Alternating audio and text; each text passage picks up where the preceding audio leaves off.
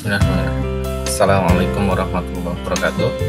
Selamat sore semuanya. Waalaikumsalam warahmatullahi wabarakatuh. Kita melanjutkan perkuliahan modul sore ini. Kita awali dengan berdoa dulu ya, sesuai dengan agama dan keyakinan masing-masing, supaya kita semua diberikan kemudahan dan kesehatan. Berdoa dipersilahkan.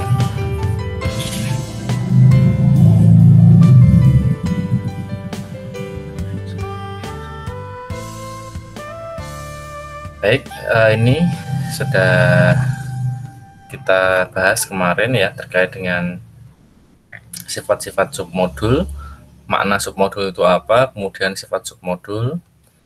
Kalau kita punya dua buah submodul, diiriskan tetap submodul, terus ditambahkan juga tetap submodul.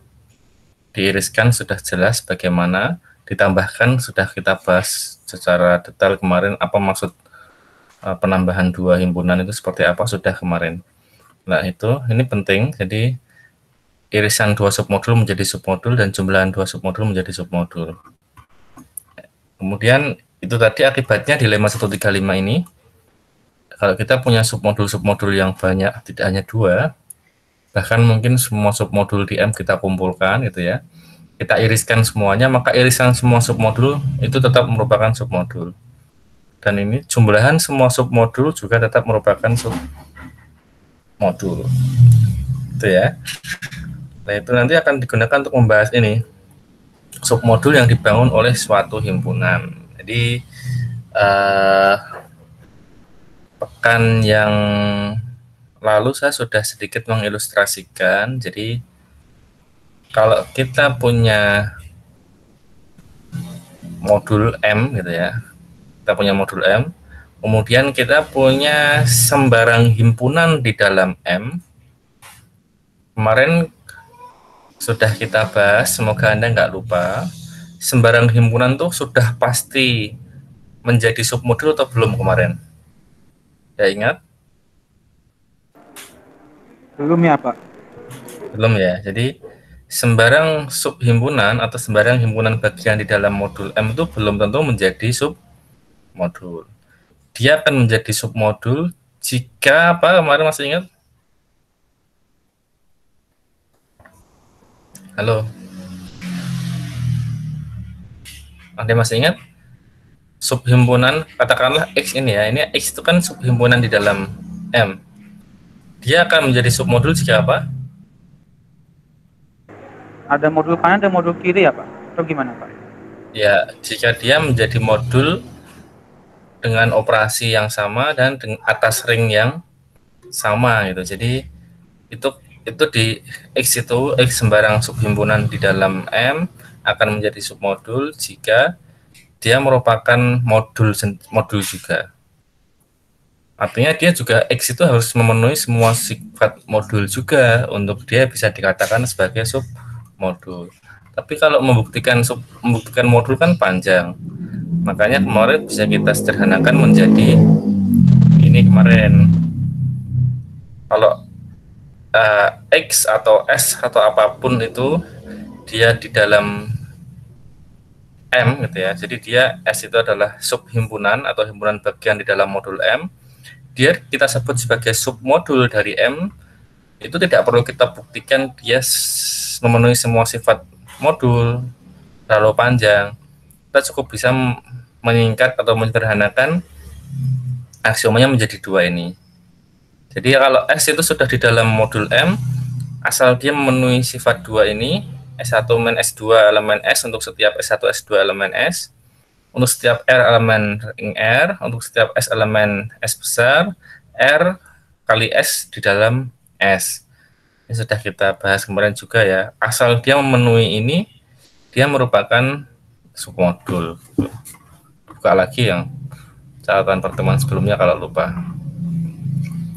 Nah, itu sudah jelas ya. Artinya X itu dia bisa menjadi submodul dan bisa bisa juga bukan submodul, tergantung apakah X itu memenuhi dua sifat tadi atau tidak gitu ya.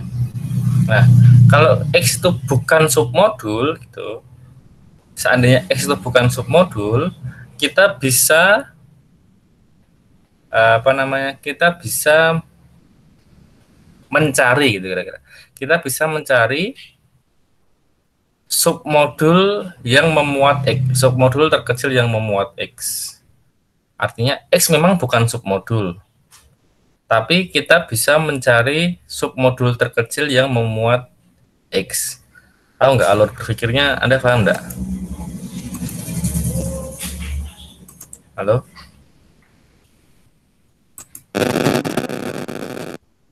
Paham nggak alur berpikirnya? Paham, Pak. Yang lain paham nggak? Ya, angkatan bawah? Iya belum Pak. Tadi gimana Pak? Belum. Baik. Kalau belum ini Anda sudah bisa lihat slide-nya ini. Sudah. Lihat ya nih ya. Oke. Ilustrasinya kira-kira begini. Kita punya modul M. Ini ya. Kita punya modul M. Tentunya kalau kita punya modul M itu modul atas ring R gitu ya. Ini pasti ada ringnya. Modul atas ring R. Nah, kalau kita mengambil sembarang himpunan di M itu, kita kasih nama X itu. Ada yang kepotong nggak tulisannya ini? Iya, Pak, kepotong. Bagian atas. Bagian samping kiri. Bagian? Samping kiri. Apa Itu ya? himpunannya tidak kelihatan.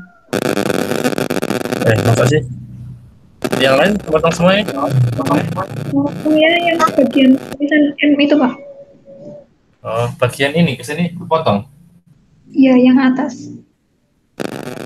Oh, atasnya ini tapi ini mentok kanan kiri masih kelihatan ya? Kelihatan, Pak. Soalnya di miring HP. Nah, iya. HP-nya di landscape ya mungkin ya, perlu di landscape biar kanan kirinya kelihatan. Oke, yang kepotong atasnya ya ini ya. Iya Pak, kalau pakai laptop juga yang kepotong atas. Oke. Tapi kanan kiri muat semua ya. Batas hitam kanan kiri. Muat, Pak. Aman. Ya, baik. Muat. Saya turunkan. Ini jadi M plus ini modul gitu ya. Kalau kita bicara modul, tentunya dia modul atas suatu ring tertentu gitu ya. R plus dot ini ringnya. Jadi ini modul atas ring R. Nah, kemudian kita mengambil sembarang himpunan X di dalam M. X itu dia punya dua kemungkinan kan ya. X itu akan jadi modul atau tidak menjadi modul kan gitu ya. Artinya kalau X itu jadi modul atas ring yang sama, dia disebut sebagai submodul. Kalau X itu bukan modul atas ring yang sama, maka dia ya hanya himpunan bagian biasa. Dia bukan submodul. Paham dulu sampai sini? Halo? Paham, Pak. Paham ya? Oke. Nah, jika X itu sudah jadi submodul, oke, berarti nggak ada masalah. Memang X sudah submodul gitu ya, artinya sudah istimewa. Artinya sudah punya sifat menyerupai sifat himpunan induknya. Himpunan modul induknya ini gitu ya. Jadi itu kalau X-nya modul, tapi kalau X itu ternyata bukan submodul gitu ya, kita bisa mencari nanti. Jadi X ini pasti termuat di dalam ini. Nah, kotak kecil di dalam M gitu ya, yang dia merupakan submodul terkecil yang memuat X. Jadi seandainya X itu bukan submodul ya, ini ya, seandainya yang bundar ini X itu bukan submodul, maka X yang bukan submodul itu nanti pasti kita bisa mencari submodul yang memuat X itu. Udah paham dulu belum? Di sini. Kalau saya paham. Yang lain? Halo. Paham, Ya, Pak. oke lah. Bagaimana mencarinya? Bagaimana mencari submodul terkecil yang memuat X itu? Nah, nanti di buku tadi yang buku modul itu saya ini sudah saya share itu sudah disebutkan di situ. langkah-langkahnya di situ ada setidaknya 2 langkah ya. Yang pertama adalah langkah pertama dikumpulkan semua submodul yang memuat X. Jadi dikumpulkan semua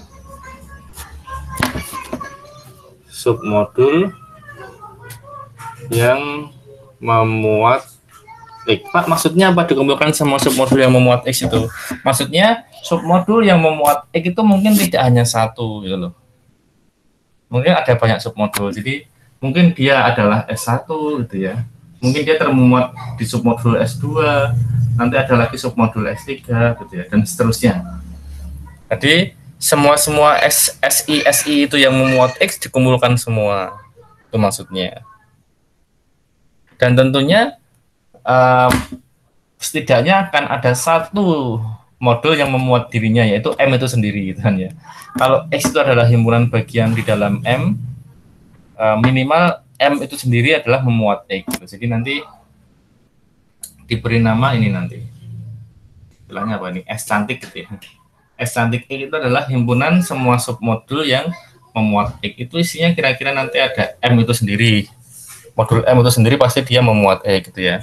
Nanti ada S1, S2, dan seterusnya, S3, mungkin pokoknya semua submodul dan modulnya itu sendiri karena dia memuat X, dia dihimpun jadi satu. Itu langkah pertama. Nah, langkah kedua adalah ini semua kita iriskan. Diiriskan itu maksudnya begini, diiris gini ya, irisan dari semuanya. Ini nanti kemudian dikasih simbol ini, SI, di mana SI-nya elemen S cantik X ini ya. S cantik X berarti yang di atas ini tadi. Artinya semua submodul yang memuat X kita iriskan. Iriskan berarti nanti M irisan S1, irisan S2, dan semuanya diiriskan. Nah, pada lema di atas tadi yang sudah saya jelaskan di atas tadi, lema 135 tadi, sudah dijamin bahwa semua submodul gitu ya. Ini agak kepotong ya. Wah, ada dot anak saya ini. Ini bahwa semua irisan dari semua submodul itu pasti tetap submodul itu. Jadi ini sudah dijamin pada lema 13 berapa tadi? 135 bahwa kalau semua submodul diiriskan tetap submodul. Nah, berarti irisan dari semua submodul yang memuat X inilah submodul terkecil gitu ya. Inilah submodul terkecil yang memuat X. Gitu. Kenapa? Karena semuanya ini memuat X, M memuat X, S1 memuat X, S2 memuat X. Nanti mungkin ada S3, S4 dan seterusnya, semuanya memuat X. Nah, karena semua memuat X maka diiriskan. Iriskan bahasa Inggrisnya intersection gitu ya, interseksi dari semuanya. Nah, irisan dari semuanya itulah submodul terkecil yang memuat X. Kira-kira langkahnya seperti itu metodenya. Sudah dipahami belum? Bisa, Pak. Yang lain bisa dipahami? Paham, Pak. Paham ya? Oke. Baik, nah kalau paham, ini saya lanjutkan. Ini kalau kita bisa tahuan ya, kalau kita bisa mengumpulkan submodulnya, enak. Submodulnya apa saja yang memuat X, terus diiriskan ketemu. Nah, pertanyaannya mungkin cara ini terlalu panjang gitu nanti, karena kita harus mengumpulkan dulu, melihat semua submodul yang memuat X, terus masih diiriskan gitu ya, irisannya jadinya apa. Nah, maka nanti ada apa namanya, ada cara yang kemudian mempercepat ini, bahwa submodul terkecil yang memuat himpunan X itu nanti adalah himpunan yang dibangun oleh X itu sendiri gitu ya. Jadi tadi saya singkat langsung gini aja, irisan semua submodul yang memuat X ini S cantik X gitu ya. Ini maksudnya adalah irisan dari semua SI di mana SI elemen SX adalah submodul yang memuat X gitu ya. SX adalah himpunan submodul yang memuat X. Nah, ini tidak lain adalah modul yang dibangun oleh X itu gitu ya. Jadi ini simbol dibangun oleh, kalau di dalam struktur aljabar Anda mendapati bentuk seperti ini. X ini X besar ya, karena ini himpunan tadi. X-nya subset M itu X subsetnya M. Nah, X kemudian ada kurung lancip seperti ini, itu maksudnya adalah himpunan atau modul yang dibangun oleh X. Nah, bagaimana cara membangunnya? Ini jananya panjang ya, tapi langsung saja ini saya saya berikan definisi ini definisi Xiku itu adalah seperti ini. Dia adalah sigma I 1 sampai dengan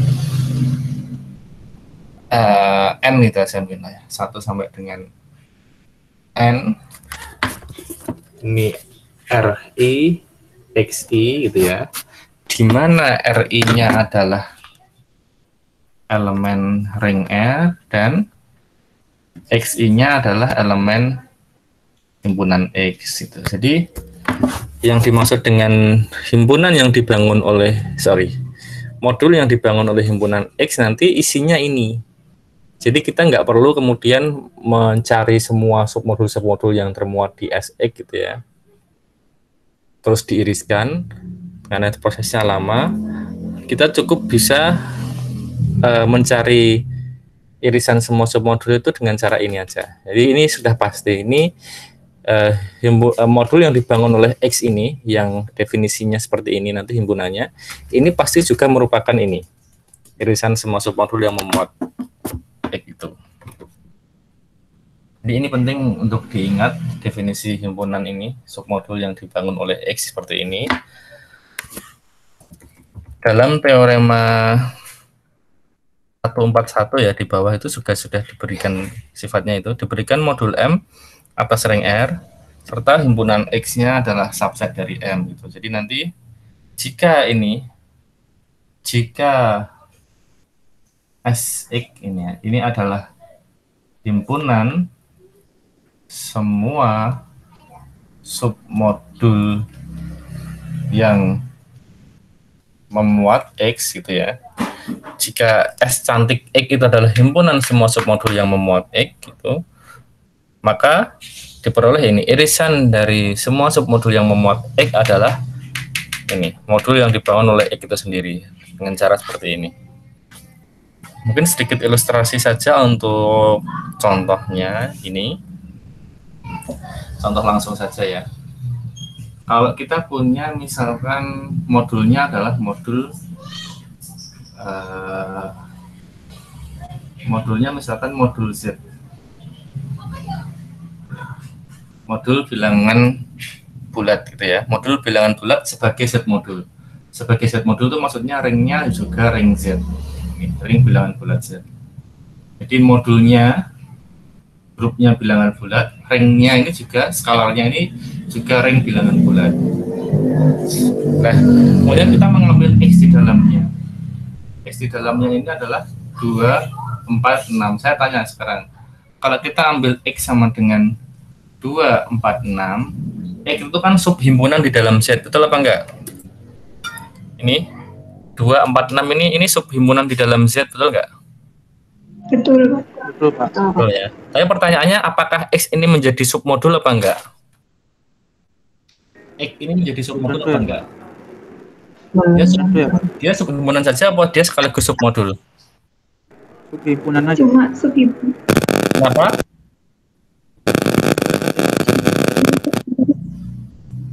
Kenapa alasannya dia bukan submodul? Halo.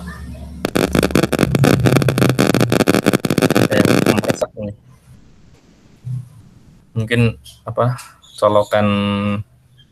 colokan mikrofonnya biasanya atau apanya kompresor. Ada yang bisa menjawab kenapa ini bukan submodul? Dia nggak memenuhi yang sifat R kali S itu. Oke, dia sifat yang R kali S tidak terpenuhi. Sifat yang tertutup di dalam X sendiri apakah terpenuhi ini? Tertutup nggak kira-kira X itu?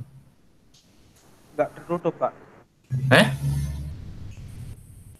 Tertutup nggak ini? X? Enggak juga. Enggak juga. Enggak, Jadi 2 tambah 6 berapa?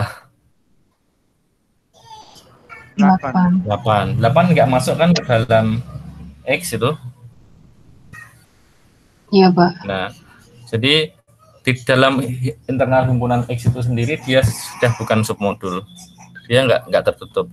Dikalikan dengan R-nya juga pasti nggak tertutup gitu, karena syarat submodul itu kalau dikalikan dengan sembarang elemen di dalam ringnya, dia juga harus masuk ke dalam X. Nah ini padahal elemen Z itu kan banyak ya, 1, 2, 3, 4 dan seterusnya, dan negatifnya juga itu. Nah kita ambil satu aja, ambil sebuah elemen di sini, katakanlah 3 gitu. 3 dikali 2 itu sudah 6, oke masih masuk. 3 kali 4 12, nggak ada di sini. 3 kali 6 apalagi 18 juga nggak ada di sini. Jadi baik aksioma pertama maupun aksioma kedua nggak masuk semua di sini. Jadi nggak tertutup terhadap internal operasinya dia sendiri. Dia bukan subgrup di dalam Z. Dia juga tidak tertutup atas operasi pergandaan skalar. Paham dulu ya ini ya maksudnya ya. Paham, Pak. Paham. Nah, X memang bukan submodul, tapi kita bisa mencari submodul terkecil yang memuat X. Nah, dengan langkah seperti di atas tadi. Nah, kalau kita mengumpulkan semua submodul yang memuat X itu nanti mungkin ya agak repot itu ya. Meskipun nggak panjang sih kalau ini kebetulan apa namanya hanya ada 2 nanti kalau nggak salah. Hanya ada 2 submodul yang memuat X gitu. Jadi mudah ini. Kalau kita mau pakai cara yang irisan, jadi kira-kira apa? Kalau menurut Anda, submodul di Z plus yang memuat X apa kira-kira? 2Z. Apa? 2Z. Z sama? Z. Z. Jadi yang memuat X adalah 2Z dan Z itu sendiri gitu. Ada kira-kira submodul lain yang memuat X itu? Nggak ada, Pak. Nggak ada ya. Nah, maka ini irisan dari keduanya gitu. Maka kalau Z kita iriskan dengan 2Z, maka apa hasilnya? 2Z. Jadi 2Z. 2Z. Nah, itu. Jadi submodul terkecil yang memuat X adalah 2Z. X memang bukan submodul, tapi ada submodul terkecil yang memuat X yaitu 2Z. 2Z itu berarti ya 0, 2, 4, 6, 8, 10 dan seterusnya, min 2, min 4, min 8, min 10 dan seterusnya. Itu 2Z. Itu kalau kita pakai mengiriskan ya, mengiriskan semua submodul. Kebetulan hanya 2, jadi enak. Hanya ada 2 yang memuat X terus diiriskan jadinya ini. Terus kalau kita pakai cara yang dibangun ini harusnya sama gitu ya. Karena memang itu sudah aturannya seperti itu ya, sudah diberikan. Jadi ini kita juga bisa mencari dengan cara kepotong nggak ini? Enggak, Pak. Kelihatan. Masih kelihatan ya ini. Jadi himpunan yang dibangun oleh X itu tentunya tadi pakai cara yang di atas tadi. Dia adalah sigma RI XI berarti nanti untuk I 1 sampai dengan N RI XI. Nah ini apa saja ini? X-nya anggotanya ada berapa itu anggota X? 3. Ada 3 ya. Jadi di sini adalah semua kemungkinan jumlahan 3 elemen ini setelah dia dikali dengan RI. RI-nya di sini ringnya berarti ring apa? Bilangan bulat. Bilangan bulat ya. Bilangan bulat Z saya pakai misalkan notasinya bilangan bulatnya adalah apa ya enaknya ya?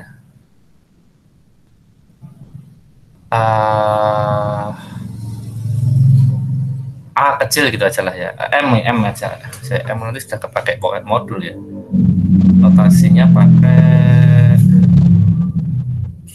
A aja lah, nggak apalah. Jadi ini yang dimaksud ini adalah nanti semua kemungkinan ini AI kali 2 gitu ya. Ditambah AI itu langsung aja ini. A1 kali 2 tambah A2 kali 4 ditambah A3 kali 6 ini ya. Ini syaratnya adalah A1, A2, A3-nya ya, atau AI-nya ini. AI-nya elemen Z berarti. elemen bilangan bulat. Itu ya. Jadi ini intinya semua apa namanya elemen-elemen di dalam X itu nanti dia adalah elemen-elemen yang memuat semua kemungkinan operasi ini gitu. Padahal Z itu kan banyak sekali toh, ya enggak? Halo. Jadi misalkan gini, ada plus, ada nol, ada positif dan ada negatif gitu ya. Jadi yang pertama, kalau A1, A2, A3 diambil nol semua boleh nggak? Boleh ya. Berarti nol termuat di situ. Terus A1-nya 1, A2-nya 0, A3-nya 0. Berarti ada 2 termuat di situ. Gitu ya. Terus nanti A1-nya 0, A2-nya 1, A3-nya 0. Berarti 4 termuat di situ juga. A1-nya 0, A2-nya 0, A3-nya 1. Berarti dia harus memuat 6. Terus nanti apa namanya? A1-nya 1, A2-nya 0, A3-nya 1. Berarti dia memuat 8 dan seterusnya. Itu baru kombinasi 0 dan 1. Belum lagi nanti jika ini 2, 1, 1, 2, 2, 1, 2, 1, 0 dan seterusnya. Ini pasti nanti semua bilangan kelipatan 2 akan masuk ke sini. Betul nggak? Iya. Nah, itu baru kalau kita ambil 0 dan positif. Belum lagi nanti kombinasi kalau negatifnya. Jadi ini A-nya min 1, A2-nya 0, A3-nya 0. Sehingga nanti min 2 termuat di sini. Ininya 0, A2-nya min 1, A3-nya 0, min 4 termuat di sini. Ini 0, ini 0, kemudian ini min 1, maka min 6 termuat di sini. Nanti min 8 juga termuat di sini, dan seterusnya. Nah, dari sini berarti himpunan ini yang dibangun oleh X ini apa berarti kira-kira? Ada 0, 2, 4, 6, 8, min 2, min 4, min 6, min 8, dan seterusnya. Ini berarti dia tidak lain juga sama dengan apa? 2Z. 2Z itu sendiri. Maksudnya seperti itu. Paham ya? Artinya dengan cara yang di atas mengiriskan semua submodul yang memuat X maupun dengan cara membangun seperti ini tadi, dia tetap sama-sama 2Z. Sudah paham sampai di sini? Paham, Pak. Yang lain? Kalau ada yang mau ditanyakan silakan, boleh ditanyakan. Ada yang mau ditanyakan?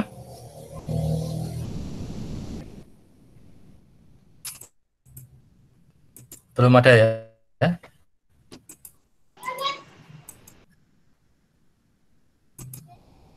Oke, baik. Kalau belum ada, kembali ke buku ini, ke apa namanya, diktatnya ini.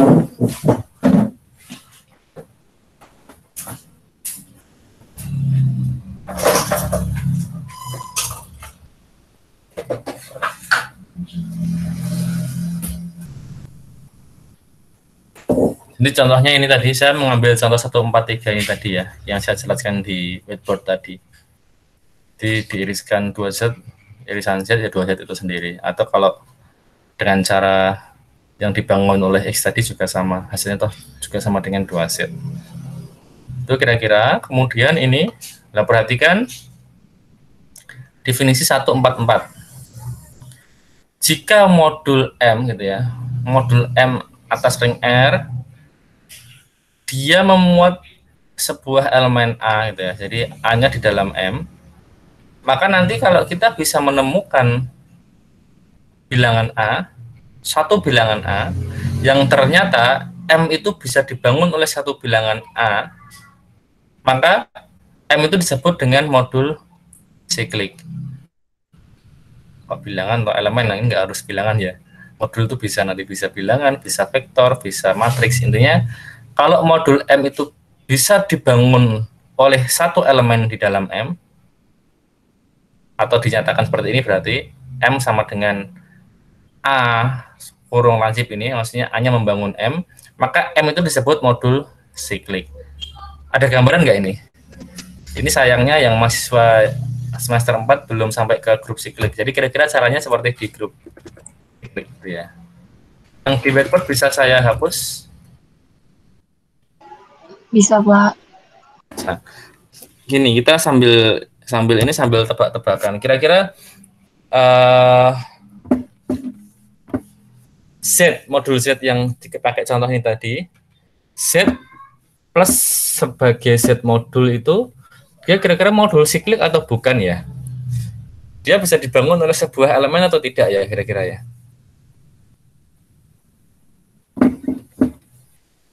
Yang Gimana tahu? tadi, Pak? Contoh Bisa. yang saya pakai tadi di bawah tadi itu. Ini saya sudah kembali ke whiteboard ya ini ya. Iya, sudah, Pak. Nah, Z-nya, jadi Z sebagai Z modul, modul bilangan bulat Z atas ring Z juga ini tadi, dia merupakan Z modul atau bukan? Dia merupakan modul siklik atau bukan? Artinya dia bisa dinyatakan sebagai ini enggak? Z itu bisa dinyatakan sebagai begini enggak? Modul yang dibangun oleh sebuah elemen A gitu. Ada nggak kira-kira satu elemen A di dalam Z yang membangun Z itu sendiri, ada nggak kira-kira? Membangun Z itu berarti dia dinyatakan seperti ini nanti.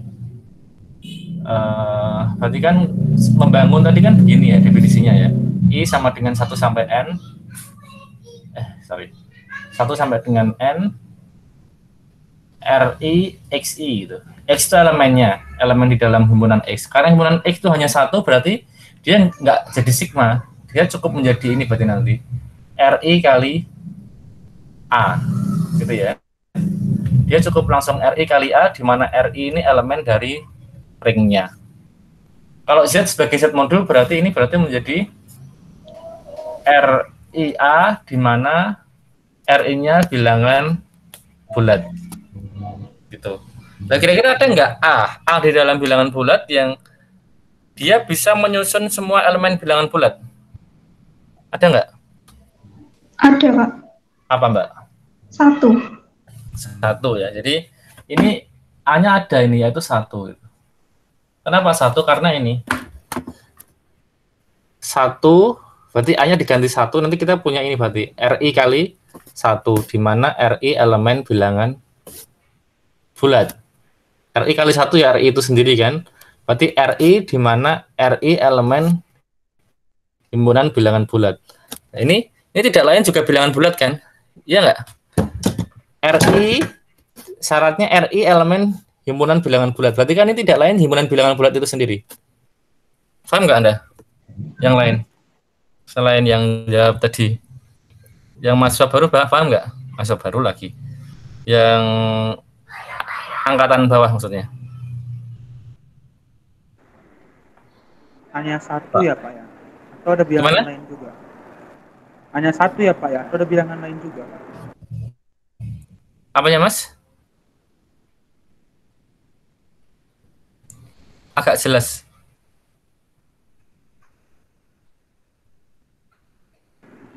Hanya 1 ya, Pak ya?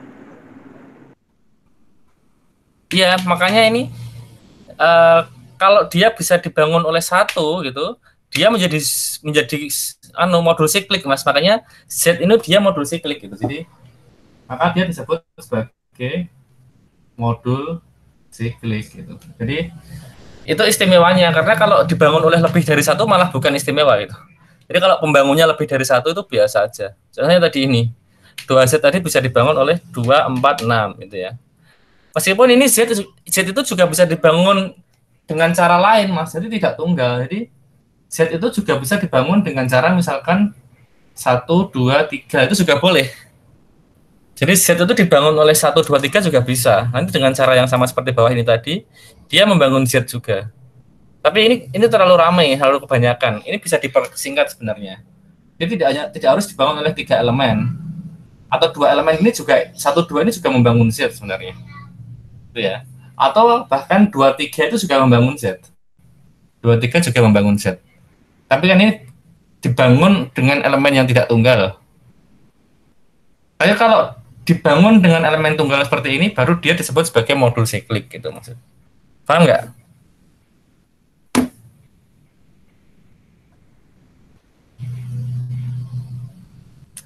Halo? Paham belum? Paham, Pak. Yang lain? Maksudnya Mas tadi yang tadi apa? Mas Safik tadi atau siapa? Iya, Pak. Sudah paham belum maksudnya Mas?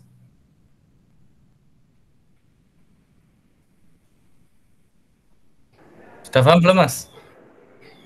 Insya Allah paham, Pak.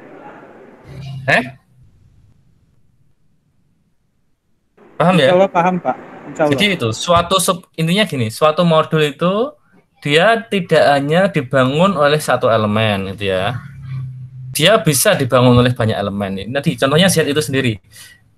Modul bilangan bulat itu dia bisa dibangun oleh 2 elemen, bisa dibangun oleh 3 elemen, bisa dibangun oleh 4 elemen dan seterusnya. Intinya dia bisa dibangun oleh banyak elemen. Dibangun dengan 2 elemen tadi. Z itu bisa dibangun oleh 2,3, bisa dibangun oleh 1,2 dan seterusnya gitu ya. Tapi kalau selain cara itu dia juga bisa dibangun oleh elemen tunggal. Contohnya yang tadi 1 ini tadi. Jadi ternyata Z itu bisa dibangun oleh 1 saja itu. Jadi elemen tunggal 1 itu dia bisa membangun Z. Sudah saya jelaskan di sini tadi. RI kali 1, RI-nya elemen Z, sehingga RI di mana RI elemen Z ini dia adalah Z itu sendiri. Karena Z bisa dibangun oleh elemen tunggal 1 ini, maka Z itu disebut sebagai modul siklik gitu ya. Paham ya? Nah, selain itu kira-kira apa? Selain itu 2Z ini tadi. 2Z itu kira-kira bisa nggak dibangun oleh suatu elemen tunggal? Bisa, Pak. Apa elemennya? 2. 2. Nah, ini nggak hanya 1 saja tadi ya, maksudnya selain 1 dia ternyata juga bisa gini, Mas dan Mbak semuanya. Main 1 juga boleh tadi gitu ya. Jadi main 1 gitu, main 1 itu ternyata juga membangun Z nanti. Karena nanti gini, kalau kita pakai main 1 dengan cara ini, hanya diganti main 1, maka ini diganti main gitu kan ya. Lalu nanti berarti kan menjadi main RI, di mana RI-nya elemen Z gitu ya. Lah, minusnya Z itu juga Z kan ya. Maksudnya RI itu elemen-elemen bilangan bulat. Kalau yang minus, yang negatif diminuskan berarti jadi positif. Yang positif diminuskan jadi negatifnya. 0 diminuskan tetap 0. Artinya meskipun ini dibangun oleh main 1 juga tetap membangun Z itu sendiri. Betul nggak? Ini paham nggak ini maksudnya? Iya, Pak. Paham, Pak. Iya. Paham ya?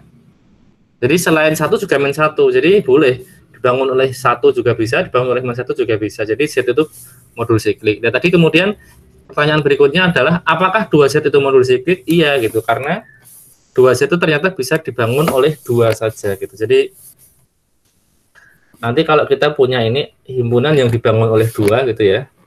Jadi maka dengan cara ini tadi, dengan definisi ini tadi, kita akan memperoleh ini ya. RI kali 2, di mana RI-nya elemen bilangan bulat. Betul. Jadi ini artinya adalah semua bilangan bulat dikalikan 2. Tidak lain yang dia sama dengan 2Z. Betul nggak? Betul. Betul ya.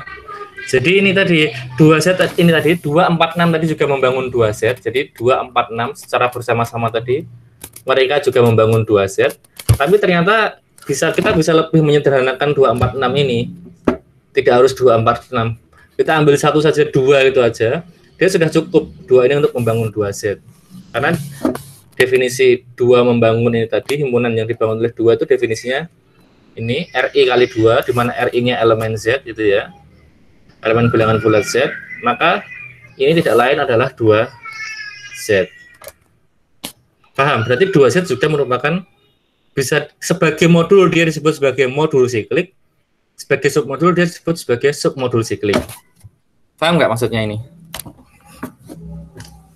Paham, Pak. Ada pertanyaan sebelum saya lanjutkan? Mau tanya, Pak. Silakan, Mas. Berarti min 2 juga bisa, Pak? Bisa. Jadi ini min 2 nanti berarti sama. Jadi seandainya ini min 2 berarti dia R kali min 2, R dikalikan min 2. Berarti kan dia sama dengan min 2R kan ya. Sama dengan min 2R. Min 2RI di mana RI-nya elemen Z. Lah, semua elemen Z dikalikan min 2 itu juga akan jadi 2Z. Iya enggak? Jadi, Iya, Pak. seperti yang atas tadi, yang negatif dikali min 2 menjadi positifnya kelipatan 2. Yang positif dikali min 2 menjadi negatifnya gitu ya, kelipatan min 2-nya. Jadi ini tidak lain dan juga 2Z. Paham, Mas?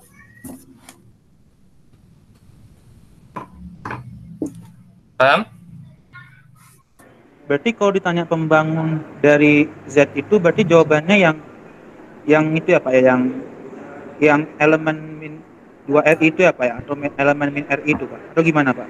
Pembangunnya Z atau pembangunnya 2Z? Pembangunnya Pak. Ada pembangunnya Z apa 2Z, Mas? Z. Ya keduanya Pak, Z atau 2Z gitu Pak. Kalau Z ya pembangunnya bisa ini kan ya. Elemen pembangun Z ya dia bisa 1, dia bisa min 1. Elemen pembangun 2Z ya dia bisa 2 atau min 2 gitu loh, Mas. Oh iya Pak, iya Pak. Paham ya? Iya Pak, paham Pak. Oke. Itu tadi karena 2Z dan Z bisa dibangun oleh elemen tunggal 1, min 1, min 2, 2, maka dia disebut sebagai modul siklik. Sebagai modul dia disebut sebagai modul siklik, sebagai submodul dia disebut sebagai submodul siklik. Paham? Halo, paham? Paham, Pak. Ya, paham ya. Kalau paham kita lanjut ke berikutnya, yaitu jumlahan langsung. Nah, tapi ini hati-hati ya. Definisi membangun ini nanti tergantung kita bicara di mana ya. Kalau kita bicara ini, kita bicara apa namanya? Modul, karena modul itu kan seperti ruang vektor ya, maka definisi membangunnya ini ya, kombinasi linear. Dia semua kemungkinan kombinasi linear dari RIXI ini. Itu karena dia modul. Nanti kalau kini X kita bicara di dalam grup atau kita bicara di dalam ring, nanti definisi membangunnya bukan ini, jadi hati-hati. Kita bicara ini karena kita punya dua operasi, yaitu operasi penjumlahan di dalam grup itu sendiri, dan kita punya operasi antara skalar dengan apa namanya, skalar dengan modulnya, gitu ya. Ring dengan modulnya, maka menjadi kombinasi linear. Nanti kalau grup besok Anda bisa kita pelajari, yang ini yang semester 4 ini akan kita pelajari yang namanya grup siklik. Kalau di dalam ring nanti ada sendiri definisi ring yang dibangun oleh satu elemen, nanti juga bukan seperti ini, gitu ya. Besok di dalam ring, mungkin kalau yang semester 6 ini mungkin sudah tahu. Ini apa namanya, intinya beda-beda definisinya. Tergantung kita bicaranya dalam struktur apa gitu ya. Jadi hati-hati. Nah, sekarang kita akan bicara jumlahan langsung gitu ya. Jumlahan langsung, apa sih jumlahan langsung gitu. Nah, kalau sebelumnya kita hanya bicara jumlahan saja kan ini. S1 plus S2 itu ada jumlahan antara modul 1 dengan modul S1 dengan modul S2 yang sudah kita bicarakan panjang lebar kemarin pertemuan pekan lalu, definisinya seperti apa gitu. Maka kalau jumlahan langsung itu sedikit berbeda nanti definisinya gitu ya dengan jumlahan biasa. Kalau jumlahan langsung itu ada tambahannya. Tambahannya apa? Ini tambahannya adalah irisan dari kedua submodul itu harus 0. Itu baru disebut ada langsungnya gitu ya. Jadi yang pertama ini intinya M, kalau M itu adalah suatu modul atas ring R, kemudian S1 dan S2 itu adalah submodul di dalam M. Nah ini ilustrasinya seperti ini, motivasinya atau latar belakangnya. Sudah dalam teorema 135 tadi, bahwa kalau kita punya dua submodul, maka S1 ditambah S2 tetap menjadi submodul. Betul nggak? Teorema kemarin itu. Betul, Pak. Betul ya, jadi kalau S1 submodul, S2 submodul, maka S1 tambah S2 sudah jelas submodul. Tapi belum tentu bahwa S1, S2 itu sama dengan M itu sendiri. Paham maksudnya? Paham. Contohnya kalau kita bicara modul Z, kalau kita bicara modul Z, terus S1-nya misalkan 2Z, S2-nya misalkan 4Z. 2Z tambah 4Z itu sama dengan berapa? 2Z. Karena 4Z termuat dalam 2Z ya. Iya, Pak. Jadi kalau suatu himpunan ditambah dengan subhimpunannya itu sendiri kan hasilnya sama dengan himpunan yang lebih besar. Betul, Mbak? Iya, Pak. Masih ingat ya kemarin ya? Kan lalu nanti diingat-ingat lagi. Jadi kalau ini 2Z, ini 4Z, maka 2Z plus 4Z menjadi berapa? 2Z. 2Z. Nah, 2Z itu apakah itu menjadi M? Apakah itu menjadi modul Z-nya? Enggak kan ya? Enggak, Pak. Enggak, oke. Nah, kalau kita ambil contoh lain, misalkan S1-nya 2Z, S2-nya 3Z. Nah, kemarin kalau 2Z plus 3Z jadi apa? Jadi Z, Z. Pak. Z. Jadi Z ya. Nah, jadi kalau S1-nya 2Z, S2-nya 3Z, apakah jumlahnya menjadi modulnya itu sendiri? Iya. Halo? Jumlahnya Iya. menjadi Z kan? Iya, Pak. Nah, gitu ya. Jadi ini yang dimaksud di sini. Bahwa kalau kita punya S1 dan S2 itu submodul di M, kalau dijumlahkan itu sudah pasti submodul, tapi belum tentu jumlahnya sama dengan modul itu sendiri. Yang tadi, kalau S1-nya 2Z, S2-nya 4Z, jumlahannya hanya 2Z, bukan Z gitu. Tapi kalau S1-nya 2Z, S2-nya 3Z, ternyata jumlahannya adalah Z itu sendiri. Gitu ya.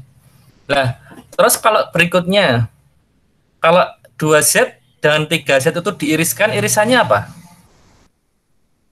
Mereka punya irisan nggak? Punya Apa irisannya? 6Z. Irisannya 6Z ya? Iya. Berarti itu 0 atau bukan, Mbak, irisannya, Mbak? Bukan. Bukan kan? Yang lain bisa bayangkan nggak maksudnya? Kalau 2Z itu isinya apa saja sih? 2Z kan isinya 2, 4, 6, 8, dan seterusnya. 10, 12. Kalau 3Z itu isinya apa? 0, 3, 6, 9, 12, 15, dan seterusnya. Jadi irisan antara 2Z dan 3Z apa? 6Z. 6Z. Yang lain paham? Paham, Pak. Paham, Pak? Paham ya. Nah, irisannya ternyata bukan 0. Jadi ini ya. 0 memang termuat dalam irisannya, iya. Karena 0 itu berada di dalam 6Z. Tapi belum tentu irisannya hanya 0 itu sendiri gitu. Contohnya tadi, kalau kita punya 2Z dan 3Z, ternyata irisannya itu 6Z. Jadi irisannya banyak sekali nanti. Semua kelipatannya merupakan irisan antara 2Z dan 3Z. Nah, maka meskipun 2Z plus 3Z itu menjadi modulnya itu sendiri, tetapi karena irisannya tidak 0, maka dia tidak disebut sebagai jumlahan langsung atau direct sum gitu ya. Istilah kerennya itu, istilah aslinya adalah direct sum. Atau di serapanya di dalam bahasa Indonesia diterjemahkan menjadi jumlahan langsung. Notasinya apa? Notasinya seperti ini. Notasinya seperti kalau yang belajar dengan Pak Sis itu adalah notasi apa ini, Mbak? Max, Mbak ya ini, Mbak ya. Max atau plus ini, Mbak? Max ya. O plus itu untuk notasi maksimum ya? Iya, Pak. Ya, itu kalau kita bicaranya di aljabar Max plus gitu ya. Tapi kalau kita bicara di struktur aljabar secara umum, ya ini disebut O plus itu adalah jumlahan langsung atau direct sum gitu ya. Jadi jangan bingung Anda. Karena memang seperti itu gitu ya. Munculnya duluan direct sum sebelum Max plus, karena Max plus itu ilmu yang belakangan muncul ya. Kalau ini sudah ilmu yang muncul sudah sangat lama sekali. Penotasi O plus ini menotasikan direct sum. Jadi kalau M disebut direct sum atau jumlahan langsung antara S1 S2 itu artinya adalah kalau kita mengambil sembarang M kecil di dalam modul M besar, nanti akan terdapat secara tunggal S1 S2 demikian hingga M itu bisa ditulis sama dengan S1 plus S2. Tapi ingat, ini harus dengan tunggal, dengan cara tunggal. Dengan cara tunggal itu artinya tidak ada kemungkinan jumlahan yang lain. Kalau sudah ada S1 S2 ya berarti M itu bukan jumlahan antara S2 S3 atau S1 dengan S4. Ya pokoknya M itu pasangan S1 dan S2 saja. Tidak boleh pasangan dari yang lain gitu ya. Tidak boleh mendua atau lagi meniga atau mengempat dan sebagainya. Paham maksudnya? Paham nggak kira-kira ilustrasinya? Paham, Pak. Kita ambil contoh tadi lagi aja. Kalau S2-nya 2Z, S2-nya 3Z. Jadi ini kita ambil submodulnya, S1-nya 2Z, S2-nya 3Z gitu ya. Kan tadi 2Z tambah 3Z menjadi Z, menjadi modulnya kan? Ya nggak? Iya, Pak. Iya. Nah, tapi sayangnya tadi irisan antara S1 dan S2, irisan 2Z dan 3Z itu tidak hanya 0. Irisannya adalah 6Z. Lah, kalau irisannya bukan 0, pasti dia tidak tunggal caranya. Coba kita cek. Kita ambil sembarang elemen di Z. Anda pilih sembarang, terserah. Berapa kira-kira yang Anda pilih? Elemen di dalam Z.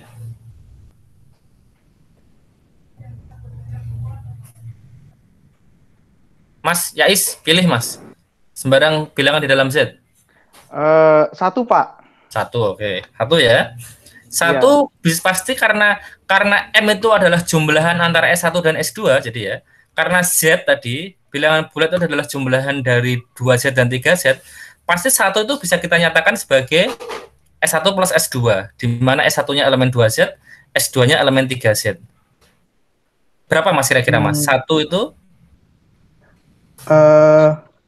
S1-nya 3, S2-nya -2. Bener nggak Pak? Oke, boleh. Atau dibalik aja lah, kan tadi kita bicaranya yang depan 2Z, yang belakang 3Z Mas ya? Oh iya Pak, ya. Balik, berarti S1-nya? 3, tadi apa? -2. -2, S2-nya? Ya, S2-nya 3. Betulkah yang lain, halo? Betul, Pak. Iya, Pak. Betul ya? Oke, jadi S1-nya 2, S1-nya -2, S2-nya? 3. 3. S2-nya 3. Oke, itu akan jadi 1 ya, betul ya? Iya. Iya, Pak.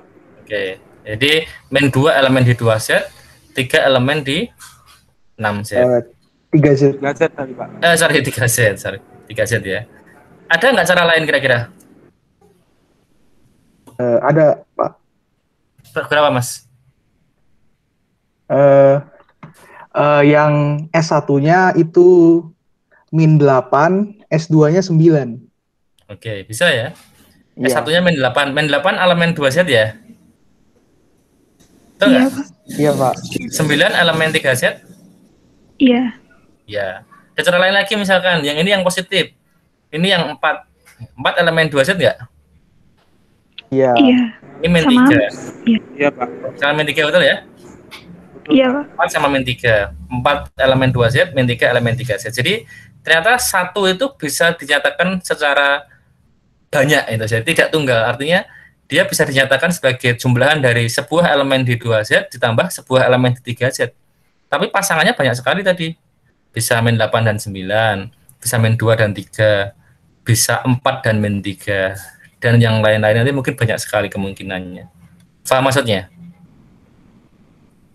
Paham, Pak. Nah, berarti dia tidak dengan tunggal dong gitu. Karena ada banyak kemungkinan, maka dia tidak dengan tunggal. Karena dia tidak dengan tunggal, maka kita nggak bisa mengatakan Z itu direct sum antara 2Z dan 3Z.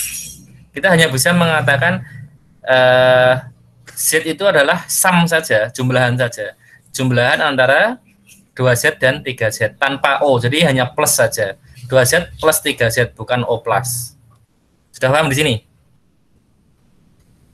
Paham, Pak. Paham ya? Pak. Oke, nah ini dia akan disebut sebagai O plus atau jumlahan langsung jika ini mungkin tidak hanya 2 elemennya, jadi jumlahan langsung tidak hanya 2 submodul, bisa banyak sekali submodul. Jadi seandainya M dinyatakan sebagai jumlahan dari sekian submodul S1, S2 sampai dengan SK, dan ternyata irisan dari semua submodul-submodul itu adalah 0 gitu ya, maka M kita sebut sebagai jumlahan langsung atau direct sum dari S1, S2 sampai dengan SK. Nanti notasinya yang atas ini. M sebagai direct sum dari S1, O plus S2, O plus dan seterusnya sampai dengan O plus S3 ini. Nah ini contohnya apa kira-kira nanti? Contohnya ini. Contohnya kalau kita bicara di Z saja agak sulit nanti. Kita harus bicaranya pakai yang sudah mengarah ke seperti ini. Apa namanya? Modul faktor gitu ya. Kalau yang mahasiswa angkatan atas pasti sudah paham tentang grup faktor, ring faktor gitu ya. Tapi yang angkatan bawah mungkin belum paham. Kita hari ini nggak bisa sampai ini. Mungkin bukan depan aja lah kita bicara modul faktornya. Tapi kira-kira gini, modul faktor itu kita ambil 2 modul faktor ini. Jadi modulnya Z, kemudian submodulnya ada 6Z, maka Z per 6Z nanti menjadi ini, K ini. Jadi ada 3 elemen ini, 0, Sorry, bukan gitu ya. Z per 6Z ada berapa elemen, Mbak? Yang tahu? Yang atas saya tahu ini. Z per 6Z ini ada berapa elemen?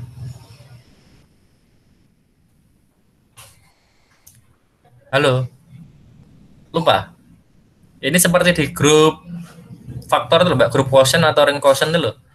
Kalau ada grup Z per 6Z itu sama dengan apa? Mbak Risa, Mbak Ratna, lupa semua? Suara saya masih didengar nggak? Masih Pak, masih terdengar. Ya Is, ingat nggak Is? Lupa Pak, saya lupa. Masa lupa sih? Z per 6Z? Z per 6Z isomorfis dengan berapa?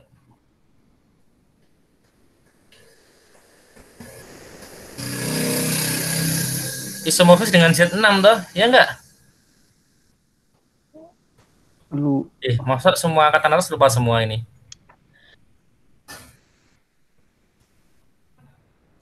Halo?